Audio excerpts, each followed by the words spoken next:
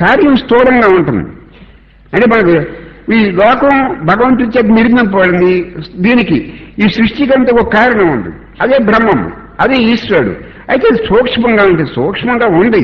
అది సూక్ష్మంగా ఉంది కాబట్టి, బాగా సటిల్గా ఉంది కాబట్టి అది కనపడటం లేదు కాబట్టి నువ్వు లేదనుకుంటున్నావు. ఇది అదే అదే ఇది మధ్యన గీతలు ఎందుకు ఈ గీతలు ఎందుకు? ఈ అడ్డు గోడలు. ఈ స్థూల రూపంలో ఉన్నాడు ఆయనే, సృష్టి రూపంలో ఉన్నాడు ఆయనే, సూక్ష్మ రూపంలో ఉన్నాడు ఆయనే. అంటే మీరు సమాజానికి ఏదైనా మంచి చేశారనుకోండి, మాట్లాడుకు అనుకోండి.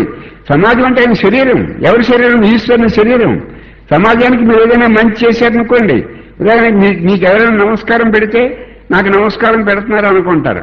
ఈ సమాజాన్ని మీరు ఏదైనా ఆరాధిస్తున్నారనుకోండి, ఈ సమాజం భగవంతుడి శరీరం కాబట్టి దాన్ని ఆరాధిస్తున్నారని అనుకుంటాడు ఆయన. అలా అనుకుంటాడు. అంచేత ఇది వేరు అది వేరే. మీరు సమాజంలో ఏదైనా మంచి చేస్తే మీకు ఫలితం ఇస్తాడు సమాజపరంగా. సమాజానికి ఏదైనా చెడ్డ చేస్తే మళ్ళీ అదే చెడ్డ ఫలితం ఇస్తాడు. మంచి చేసిన వాడికి మంచి ఫలితం ఇస్తాడు. మంచి చేసిన వాడికి మంచి ఫలితం ఏంటి, చెడ్డ చేసిన వాడికి చెడ్డ ఫలితం ఏంటి, ఈ కర్మ రహస్యం ఏంటి, అది తెలిసిన వాడే ఒక్కడే.